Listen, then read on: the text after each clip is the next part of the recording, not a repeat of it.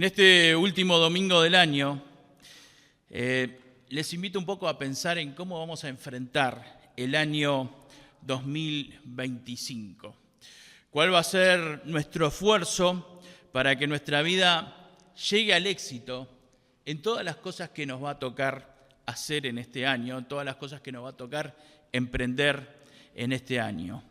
¿Cuánto va a ser el esfuerzo que vamos a poner en cada cosa que Dios ponga delante de nosotros para hacer? Dios en este año va a poner cosas delante tuyo para que vos hagas.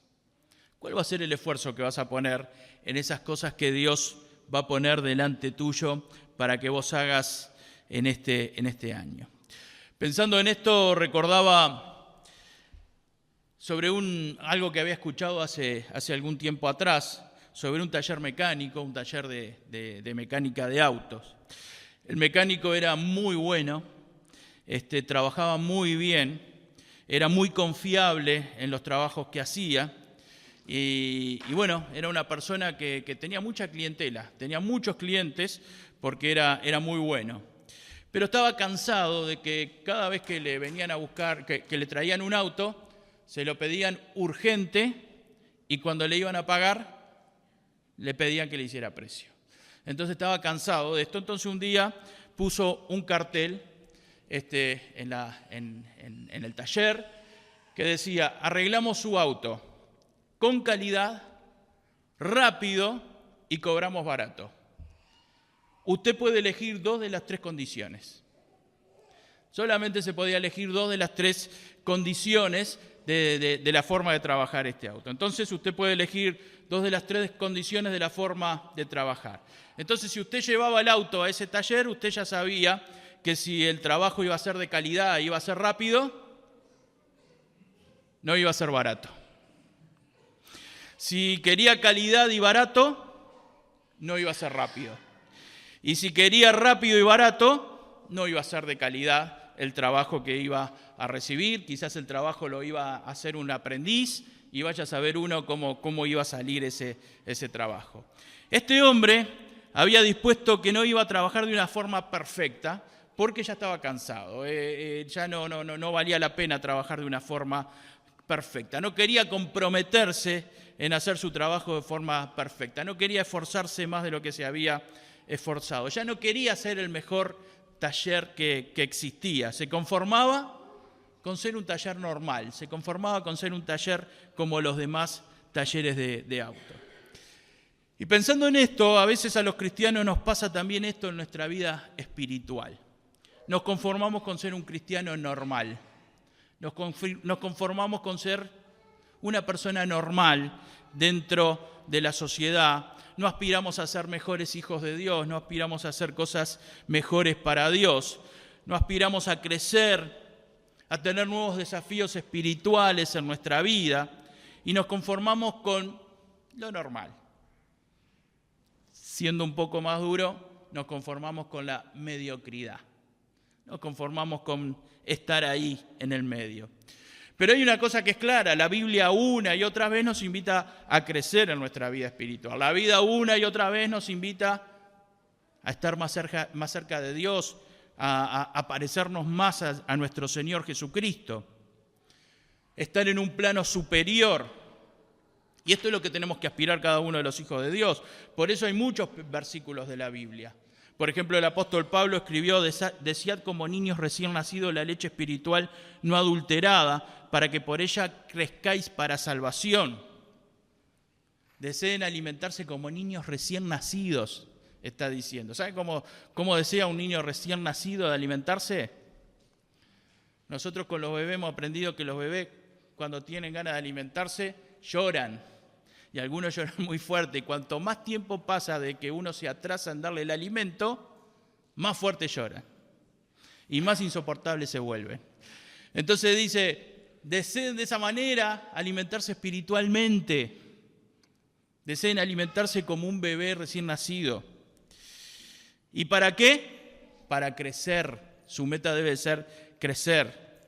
En 2 de Pedro en el capítulo 1, en los versículos 5 y 6, dice: vosotros también poniendo toda diligencia por eso mismo, añadida a vuestra fe virtud, a la virtud conocimiento, al conocimiento dominio propio, al dominio propio paciencia, a la paciencia piedad, y sigue con cosas que tenemos que ir agregando. ¿Qué nos está diciendo?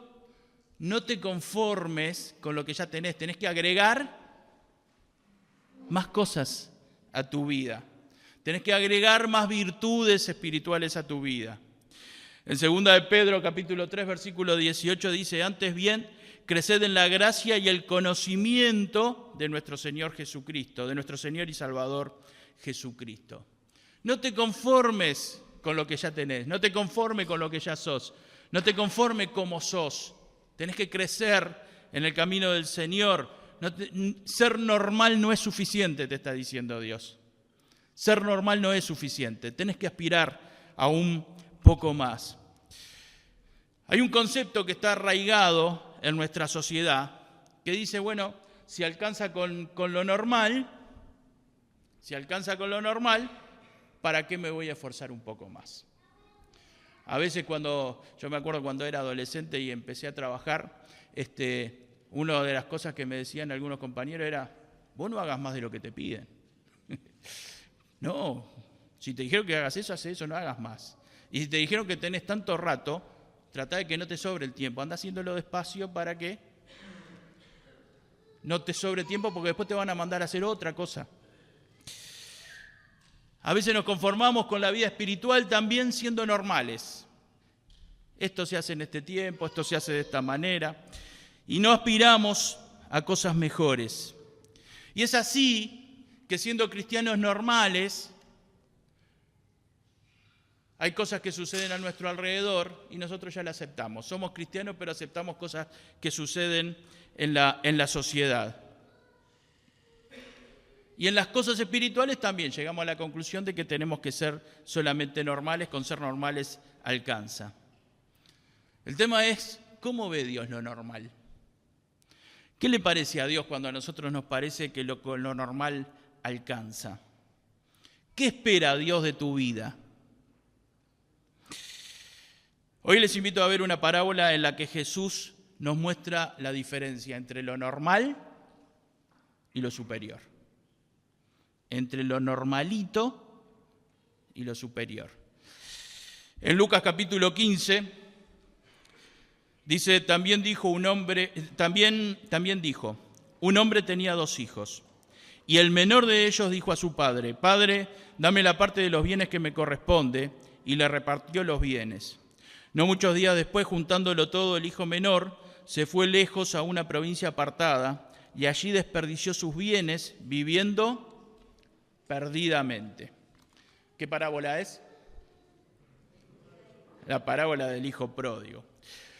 Yo creo que si no fuera por esta parábola no existiría la palabra pródigo, no lo usaría nadie, es la palabra pródigo. Pero incluso la palabra pródigo se usa mal porque muchas veces la gente piensa que un hijo pródigo es un hijo que vuelve, y en realidad la palabra pródigo o prodigar significa derrochar, desperdiciar, que es lo que hizo este muchacho, desperdició los bienes que le había dado su padre.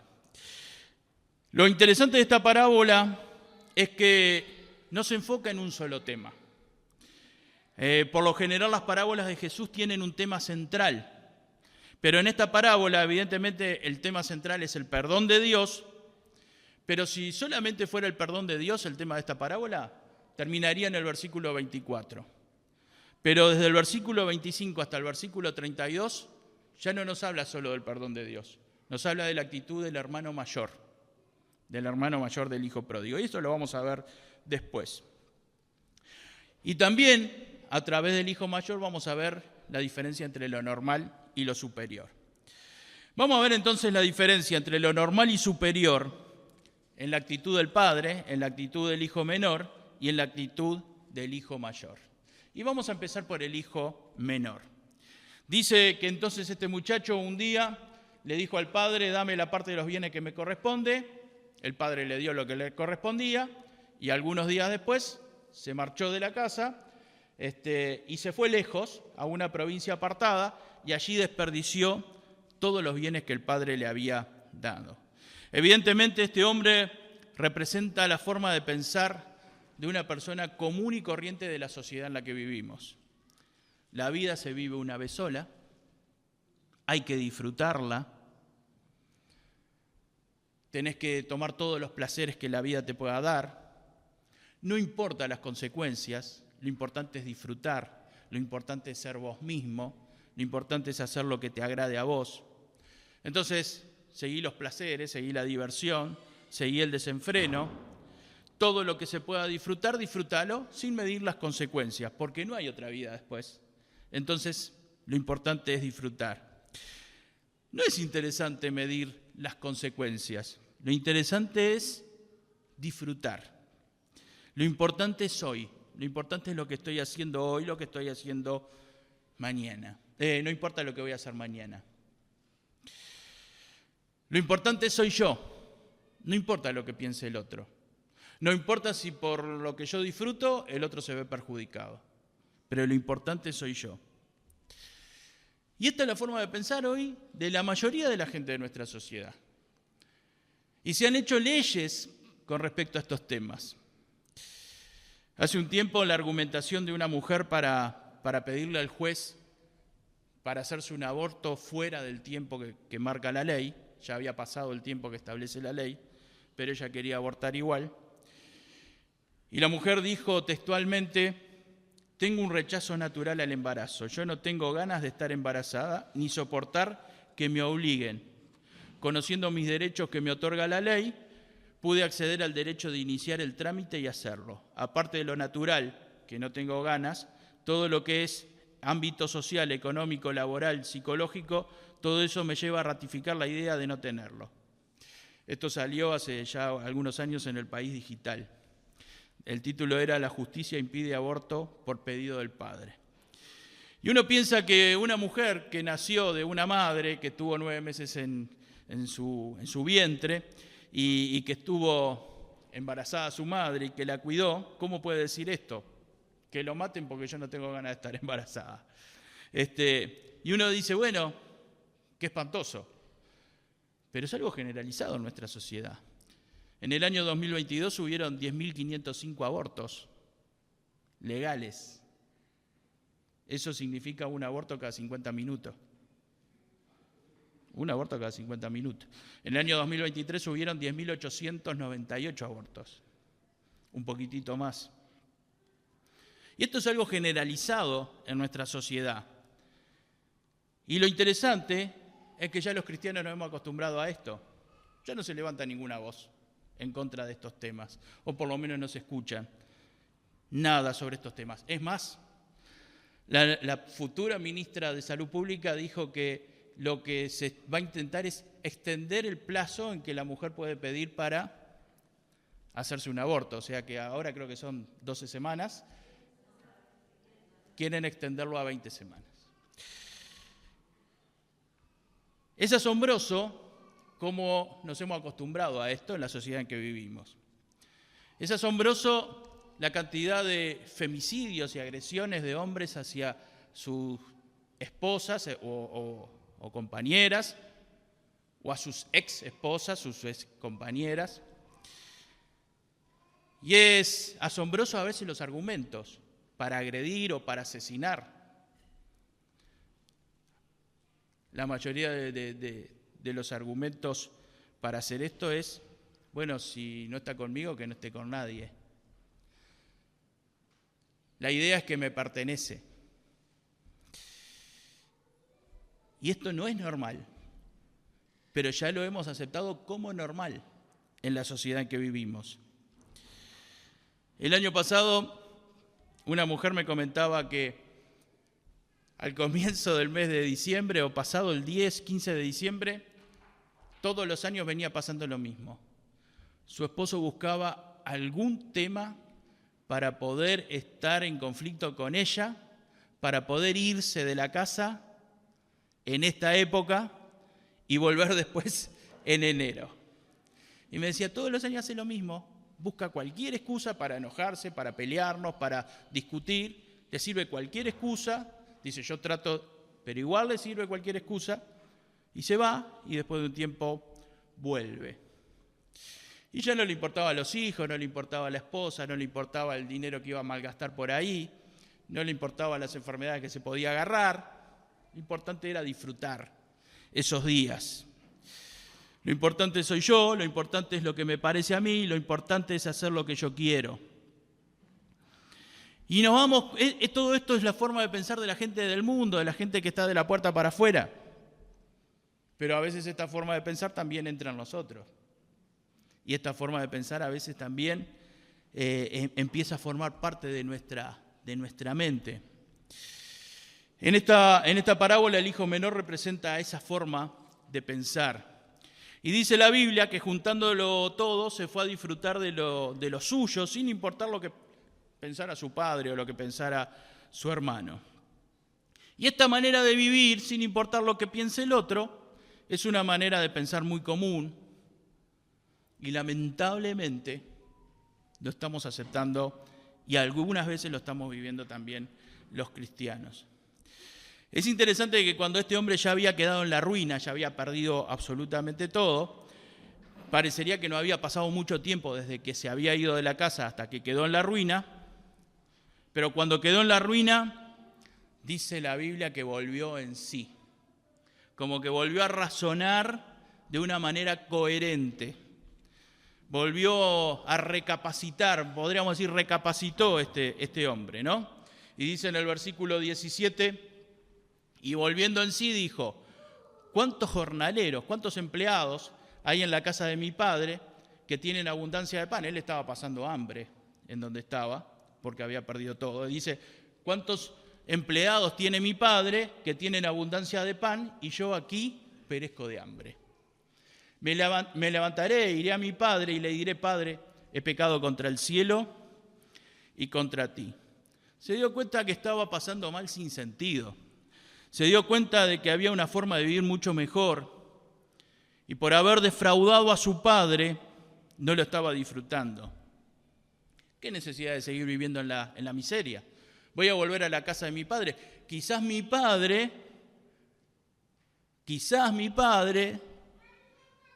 me perdone y no pretendo que me trate como un hijo, que me trate como un empleado más. Que me trate como un empleado más. ¿Cuál era la expectativa entonces de cuando iba a ir con el padre? Ser tratado como un desconocido más, como una persona común y corriente más. Ya no soy digno de ser llamado tu hijo, hazme como a uno de tus jornaleros. Esto es lo que pensaba decirle al padre cuando se encontrara con el padre. Pensaba pedirle perdón, pero ya no pretendía ser tratado como un hijo. Él se conformaba con que su padre lo tratara como un jornalero más. Y acá viene la diferencia entre lo normal y lo superior. Este hombre pensaba como una persona normal. Mi padre me va a perdonar, en el mejor de los casos, pero después de haber hecho todo lo que hice, no puedo pretender que mi padre me trate como su hijo. Quizás mi padre me va a tratar de una forma fría, y yo lo voy a tener que aceptar. Quizás mi padre me va a tratar como yo lo traté a él cuando me fui de mi casa. Quizás mi padre va a tener ese mismo trato. ¿Era lógico lo que pensaba? Es lógico lo que pensaba, ¿no? Quizás mi padre va a ser tan frío conmigo como yo fui frío con él el día que me fui. ¿Pero cómo lo trató el padre? ¿Cómo lo trató? Con amor. Dice que el padre fue movido a misericordia. Pero el padre dijo a sus siervos, sacad el mejor vestido y vestidle, y poned un anillo en su mano y calzado en sus pies, y traed el becerro gordo y matadlo, y comamos y hagamos fiesta, porque mi hijo era muerto y ha revivido, se había perdido y es hallado. Y comenzaron a regocijarse. Dios no piensa como nosotros. La lógica de Dios no es como la lógica nuestra. El amor y la misericordia de Dios lo hace razonar de una forma distinta a la que razonamos vos y yo, a la forma que nosotros tenemos de razonar las cosas. Por eso Dios lo perdonó. Y no hay cosa que Dios no pueda perdonarte. No hay cosa que Dios no pueda perdonarle a una persona. El concepto de amor, el concepto de perdón, el concepto de misericordia de Dios es muy distinto al de cualquiera de nosotros. Porque nosotros pensamos con una mente normal y la mente del Señor es superior. Quizás hay cosas que las personas de este mundo no puedan perdonar, pero Dios nos perdona siempre y siempre está dispuesto, esperando nuestro arrepentimiento y que volvamos a Él. Pero ¿saben lo que es interesante de esto? Es que este trato de Dios es el trato que Dios espera que también nosotros tengamos con otras personas. Esta forma de pensar de Dios, esta mentalidad de Dios, es la mentalidad que Dios quiere que tengamos vos y yo. Es la mentalidad que Dios quiere que tengamos cada uno de nosotros. En 1 Corintios capítulo 2, versículo 16 dice, mas nosotros tenemos la mente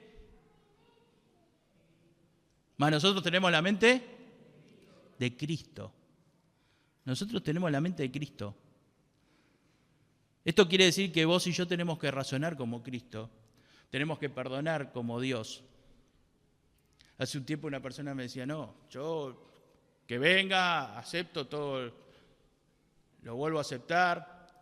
Dice, pero yo no soy Dios para perdonar. No, en realidad no sos Dios para perdonar, pero Dios quiere que perdones. Porque nosotros tenemos que tener la mente de Cristo. Ahora, como les dije antes, si Jesús hubiera querido que esta parábola hablara solo de los errores del hijo menor, hubiera terminado en el versículo 24. Hubiera hablado solo del amor, hubiera hablado solo del perdón de Dios, hubiera hablado de la salvación y terminaba en el versículo 24. El hijo menor somos cada uno de nosotros, que hasta el día que aceptamos a Cristo como nuestro Salvador y volvimos, le confesamos nuestros pecados a Dios, le pedimos perdón por nuestros pecados y nos volvió a recibir como hijos. Pero Jesús no terminó la parábola en el versículo 24, siguió hasta el versículo 32. Y en el versículo 32 quiso mostrarnos algo más y por eso aparece en escena, ¿quién? El hijo mayor, el hermano mayor de este hombre. Y también a través del ejemplo del hermano mayor nos muestra la diferencia entre lo normal y lo superior. Con la actitud del hijo mayor nos muestra la diferencia entre una cosa normal y una cosa superior. El hijo mayor muestra la forma de pensar que tenemos algunos hijos de Dios, algunos que ya estamos en el camino del Señor, pero que todavía nos estamos dejando llevar por nuestros impulsos naturales. Todavía nos estamos dejando llevar por los impulsos de la vieja vida. Todavía no hemos dejado que Dios gobierne nuestros sentimientos. Todavía no hemos dejado que Dios gobierne nuestra mente. No hemos dejado que Dios gobierne nuestra forma de vivir, nuestra forma de hablar, nuestra forma de pensar. Como decía un periodista ya fallecido, pero que era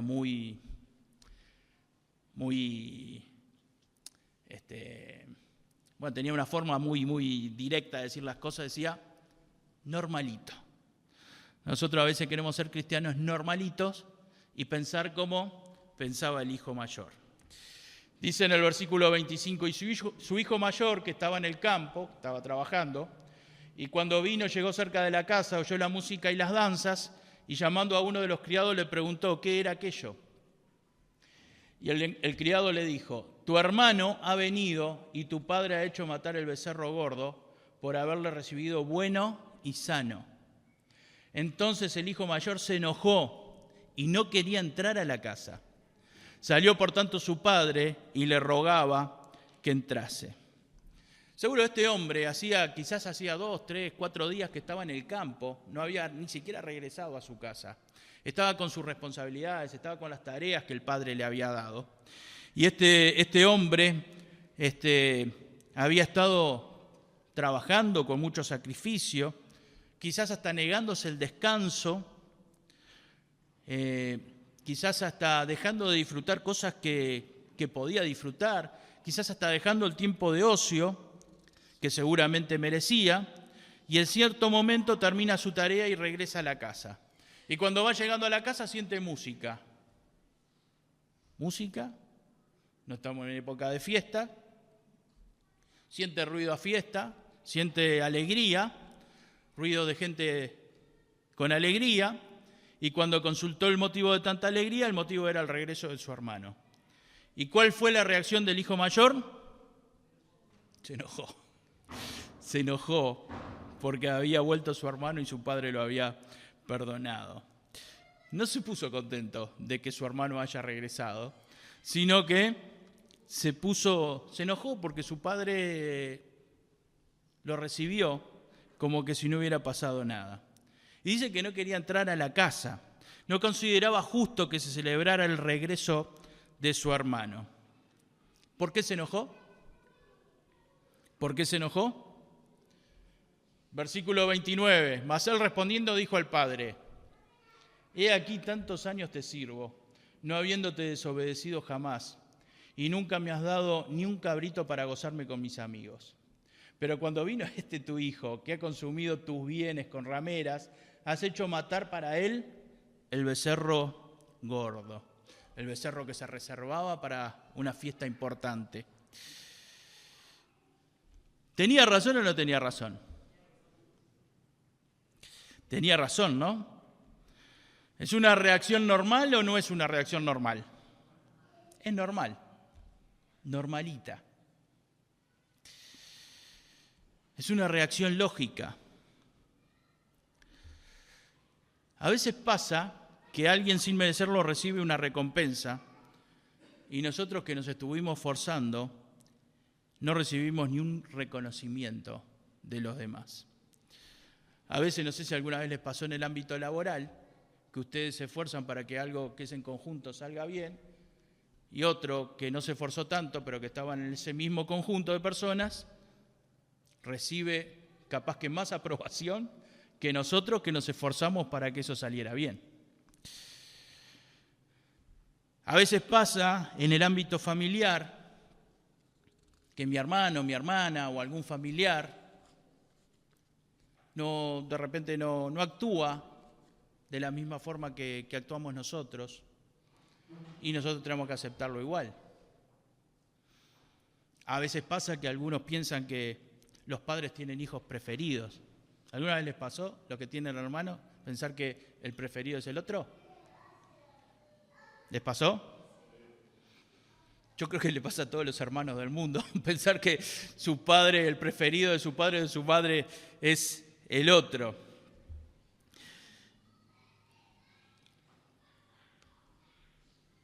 ¿Quién en algún momento de su vida no se dio cuenta que su padre o su madre prefiere al otro? La expectativa del hermano mayor era que si algún día volvía su hermano menor, que su padre lo tratara como un empleado más. De la misma manera que pensaba el hermano menor. Si algún día que vuelve, que lo trate como una persona, como un empleado más. Es más, seguramente la expectativa era de que su padre lo tratara con frialdad. Y quizá las expectativas del hermano mayor era que cuando su hermano menor volviera, su padre lo pusiera bajo sus órdenes. Que las órdenes se las tuviera que dar el hermano mayor a él por todo lo que había hecho. Y ahí él le iba a mostrar el rigor del trabajo y el rigor de la responsabilidad. ¿Es normal que pensara así? Es normal. Humanamente tenía 1000 argumentos, o más de 1000 argumentos para pensar en esto. Pero queridos, la actitud del padre es superior. El padre dijo: saquen el mejor vestido y vístanlo, y pónganle un anillo en su mano y calzado en sus pies, y traigan el becerro gordo, vamos a hacer una fiesta, porque mi hijo que se había perdido volvió. La misericordia de Dios no es igual a la misericordia tuya y la mía. Ahora, ¿por qué el padre actuó así? ¿Qué fue lo que lo movió al Padre a volver a darle honor al Hijo, a darle un lugar de hijo al Hijo que no se lo merecía? El amor y la misericordia, ¿no? Dice que cuando aún estaba lejos su Hijo, desde lejos lo vio su Padre y fue movido a misericordia.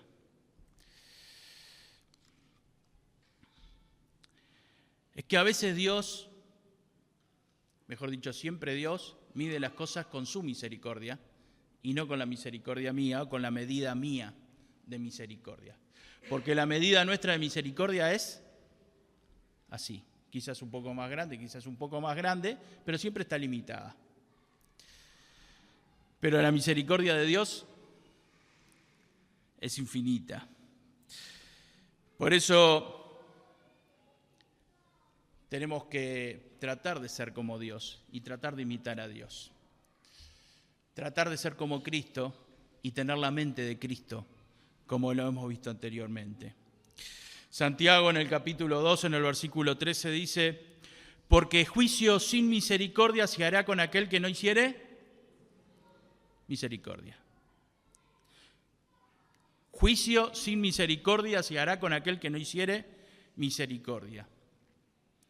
Y la misericordia triunfa sobre el juicio.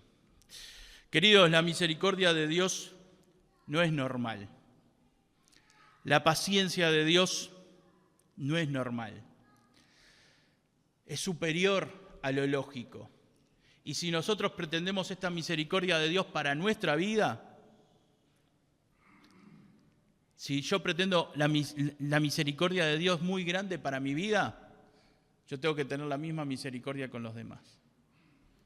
Si yo pretendo mucha paciencia de parte de Dios para mi vida, yo tengo que tener mucha paciencia para con los demás.